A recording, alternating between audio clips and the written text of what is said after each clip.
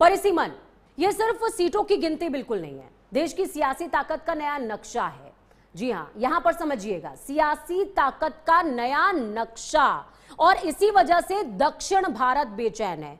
उसके जहन में कई सारे सवाल हैं। दक्षिण के राज्यों ने दशकों तक शिक्षा पर काम किया, स्वास्थ्य पर काम किया, परिवार नियोजन के जरिए जनसंख्या नियंत्रण पर काम किया, लेकिन अब डर यह है कि अगर भविष्य में लोकसभा सीटों का बंटवारा मुख्य रूप से आबादी के आधार पर होता है, तो जिसने आबादी नियंत्रित की, कहीं वही राजनीतिक तौर पर कमजोर ना हो जाए, पिछड़ ना जाए। यानी कि काम भी हमने किया और पिछड़ भी हम ही गए। ये तो वही वाली बात हो गई कि नंबर भी हमारे बढ़िया आए थे, उसके बावजूद भी हमें सीट नहीं मिली। यानी एक तरफ उत्तर भारत के कई राज्यों में आबादी तेजी से बढ़ी, दूसरी तरफ दक्षिण के राज्यों में प्रजनन दर और जनसंख्या वृद्धि लगातार नीचे आई।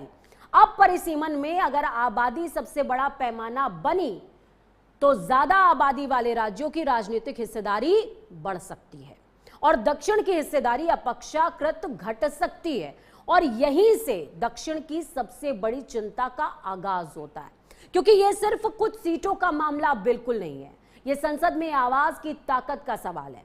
केंद्र सरकार का तर्क है कि लोकसभा की कुल सीटें बढ़ाई जाएंगी, जिससे दक्षिण को भी सीटों का फायदा होगा।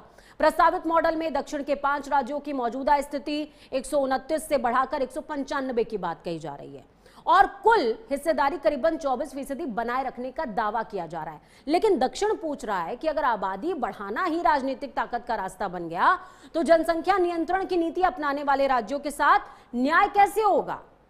और यही वजह है कि परिसीमन अब प्रशासनिक प्रक्रिया नहीं रह गया, यह बन चुका है उत्तर बनाम दक्षिण, जनसंख्या बनाम प्रतिनिधित्व और विकास बनाम राजनीतिक हिस्सेदारी की बहस।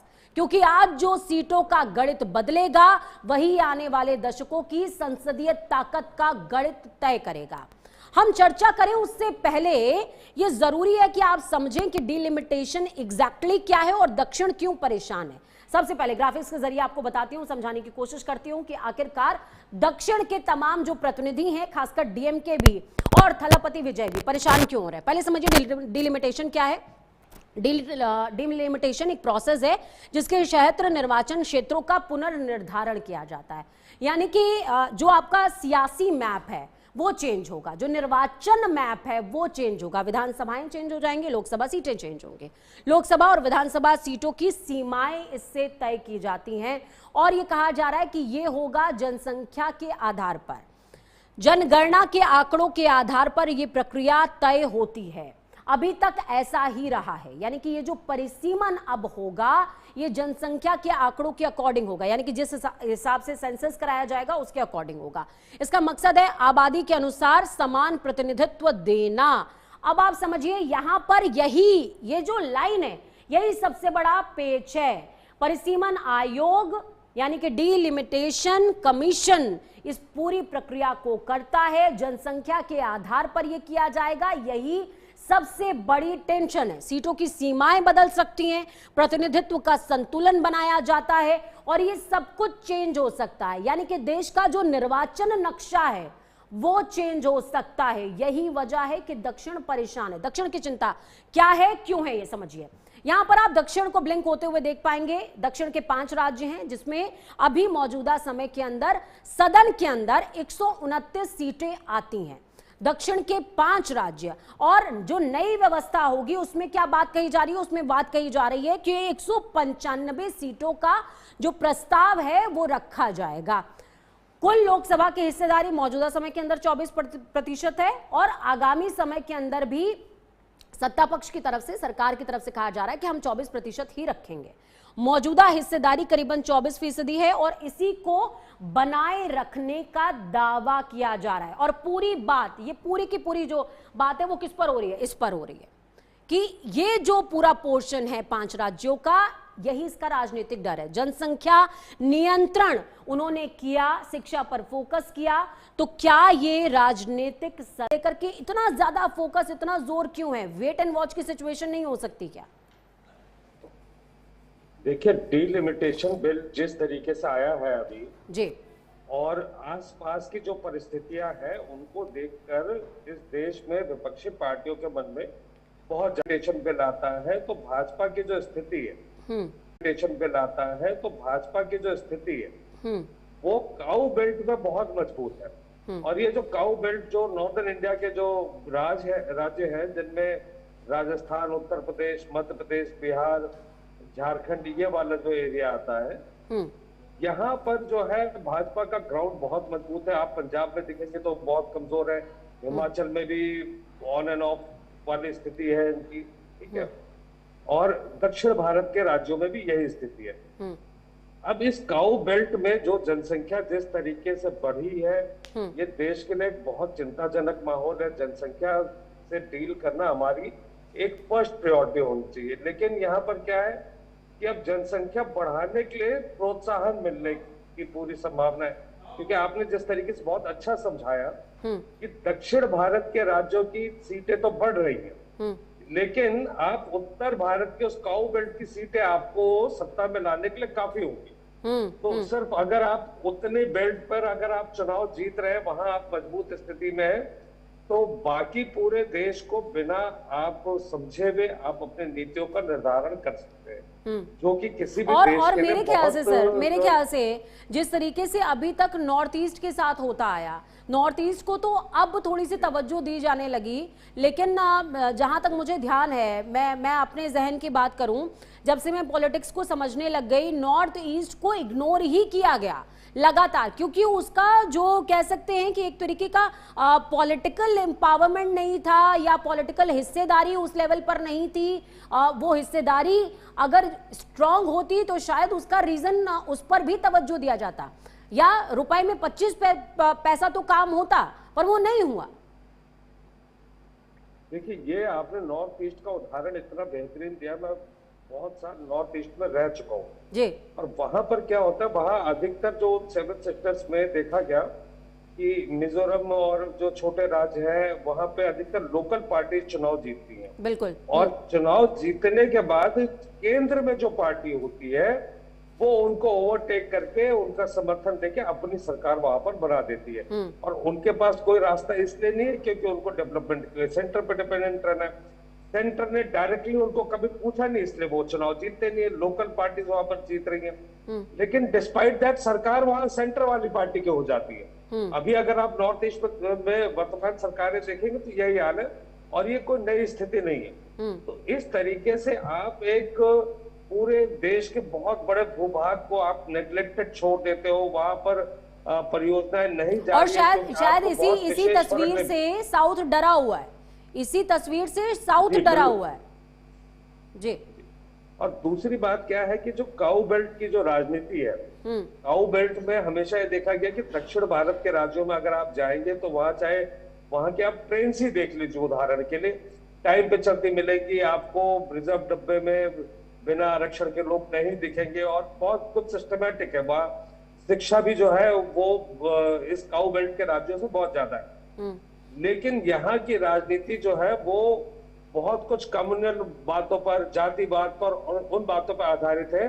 तो पॉलिटिकल पार्टीज यहाँ भी डेवलपमेंट की बात नहीं करते, और जो डेवलपमेंट कर रहे हैं, जो शिक्षा को प्रोत्साहित कर रहे हैं, परिवार नियोजन को प्रोत्साहित कर रहे हैं, जो एक वो आइडियल समाज जो देश के लिए होना चाहिए उसको बना रहे, आज उनका प्रतिनिधित्व जो है वो संसद में कम हो जाएगा, वो सरकार में उनका से जो है वो कम हो जाएगा। तो उनको तो रोल मॉडल बना। ठीक है सर, ये तो मैं समझ गई। अब मुझे ये बताइए, प्रेजेंटली जिस तरीके का नंबर गेम चल रहा है, क्या आपको पॉसिबिलिटीज लग रही है कि डीएमके सपोर्ट करेगा? अगर डीएमके सपोर्ट भी कर देता है एग्जैक्टली, तो समझिए कि 326 का आंकड़ा होगा। 326 के आंकड़े के बावजूद 69 और सांसद चाहिए 2/3 बहुमत के लिए। तो आप इस पूरे नंबर गेम को कैसे देखते हैं? ये कैसे मैनेज हो सकता है? और क्या पॉसिबिलिटी है कि परिसीमन जो स्टार्टिंग में इंट्रोड्यूस नहीं किया गया वो पास करवा लिया जाए? पॉसिबिलिटी है जी। पूजा जी, देखिए, इसमें ये कोई आज का इनके स्ट्रेटेजी नहीं है, ये बहुत पुराना एक सपना है भाजपा का कि इस परिसीमन बिल को लेकर आए, और इसी की आड़ में, मतलब इसी को पास कराने को उद्देश्य बनाते हुए जो राजनीतिक दलों में तोड़ फोड़ हुई है, चाहे आम आदमी पार्टी है, चाहे टीएमसी है, और अलग अलग पार्टियों से जो लोग ईडी और सीबीआई के थ्रू लिए गए।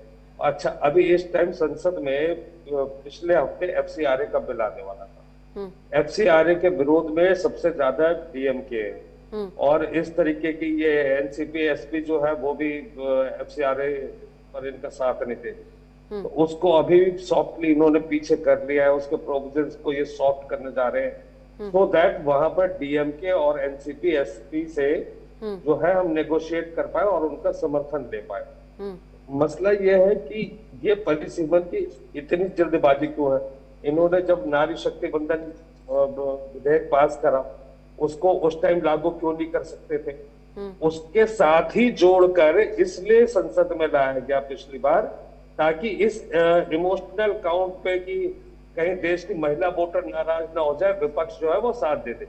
लेकिन विपक्ष उससे बहुत सक्सेसफुली निकल गया कि भाई वो जब विधेयक पास है, आपको परिसीमन की क्या जरूरत है? आपको नारियों को अधिकार देना, आप आज देते थे। आज कौन रोक रहा है आप? आज तो परेशानी सिर्फ सत्तारूढ़ दल की है कि अपने सिटिंग नेताओं के टिकट काट के आपको महिलाओं को देनी पड़ेगी, वो आप चाहते नहीं है। अगर आप नारियों के इतने बड़े पक्षधर है तो आप उसी टाइम कर देते। तो ये आड़ में लेकर आए। दूसरा, ये जो तोड़ फोड़ हो रही है राजनीतिक दलों में, ये देश के लिए बहुत दुर्भाग्यपूर्ण है। लोकतंत्र जो है वो मतलब अब उसकी परिभाषा से हम बहुत दूर होते जा रहे हैं अगर इस तरीके की तोड़ फोड़ चलेगी। अच्छा, FCRA का जो कानून है उसमें भी जिस तरीके से इन्होंने टाला है, अब कोई राजनीतिक दल अगर अपना कोई शॉर्ट टर्म गेन देखते हुए अगर इसका समर्थन कर दे तो देश के लिए तो आगे ये बहुत नुकसान देगा। मुझे सर स्ट्रेटली, हालांकि मुझे वाइंड अप के लिए कमांड आ गई है, लेकिन फिर भी मैं समझना चाहूंगी आपसे स्ट्रेटली। मुझे एक बात बताइएगा, क्या ये पॉसिबिलिटी है कि शॉर्ट टर्म प्रॉफिट के लिए DMK या NCP SP ये समर्थन दे दे? और ऐसा भी पॉसिबिलिटी आपको लगती है क्या कि कुछ सांसदों को या तो बाहर का रास्ता दिखा दिया जाए, निलंबित कर दिया जाए, या कुछ सांसदों को जो है कह दिया जाए कि भाई तुम प्रेजेंट ही ना हो? इस तरीके का गेम क्या चल सकता है सदन के अंदर? ये होता है, इससे डिनाई नहीं किया जा सकता, होता है जी, ये होता है। और ये सरकार उस शॉर्ट टर्म गेन को, अगर मान लीजिए किसी को नहीं भी चाहिए तो उसके लिए शॉर्ट टर्म गेन क्रिएट करने में बहुत सक्षम है। तुरंत कोई ना कोई ED CBI का मामला जो है वो आ जाएगा, उसमें कोई भी आपका नाम ले देगा, आपको बेल मिलते मिलते साल 1.5 साल लग जाएंगे, अगले दिन ही आदमी का हृदय परिवर्तन हो जाता है। तो ये जो प्रवर्तन निदेशालय को ये हृदय परिवर्तन निदेशालय की तरह इस्तेमाल करते हैं, तो उस वजह से ये शॉर्ट टर्म गेन्स जो है क्रिएट करना लोगों के लिए, इस सरकार ने बहुत कई बार सक्सेसफुली करके दिखाया हुआ है पीछे, और आगे भी ये कर सकती है। और इनके इस वजह से जो है बहुत खतरा है कि संसद में जो हमारे चुने हुए प्रतिनिधि हैं वो क्या वही करने जा रहे हैं जिसके लिए हमने चुन के भेजा है, या फिर बाद में जाके किसी और के इशारों पे काम करने लग जाते हैं? किस तरीके का दबाव है ये बार बार देखिए। पीछे जब sitting chief minister Hemant Soren और अरविंद केजरीवाल जैसे लोग अरेस्ट हो गए और बाद में दोनों के दोनों बरी हो गए, तो इन एजेंसीज का किस तरीके से इस्तेमाल होता है ये पूरा देश देख ही रहा है। तो इसमें जो बहुत शुक्रिया सर, आप हमारे साथ में जुड़े, आपने अपने अहम विचार साझा किए, अहम तस्वीरें हमारे साथ में साझा की हैं। तो देखिए, जो देश की मौजूदा स्थितियां हैं उनको आप देखिए, सुनिए, समझिए और समझते चलिए कि किस तरीके से जो नंबर्स आपने दे करके सदन में अपने प्रतिनिधियों को भेजा है, वो प्रतिनिधि कितने उस नंबर को सपोर्ट कर रहे हैं, यानी कि आपसे कितने वफादार हैं, क्योंकि वो थे तो आपके सेवक, लेकिन वहां जाकर के, सदन के अंदर जाकर के वो कुछ और होते जा रहे हैं। तो कुल मिलाकर के आपको अपने जहन में बहुत सारी चीजें रखनी है और ये समझना है कि ये क्यों इंपॉर्टेंट है या क्यों किया जा रहा है। 2/3 बहुमत अगर एक बार आ जाता है तो 1 नेशन 1 इलेक्शन इजी हो जाएगा पास कराना। परिसीमन का हो जाता है तो देश का जो निर्वाचन नक्शा है वो चेंज हो जाएगा, यानी कि आपकी हिस्सेदारी, आपकी भागीदारी भी प्रभावित होगी। ये आपको समझना है। तो बहुत ज्यादा तल्लीनता से नजर निगाह सदन पर बनाए रखिए, ये बहुत इंपॉर्टेंट है। ग्राउंड जीरो में आज के लिए इतना ही, मुझे दीजिए इजाजत, नमस्कार।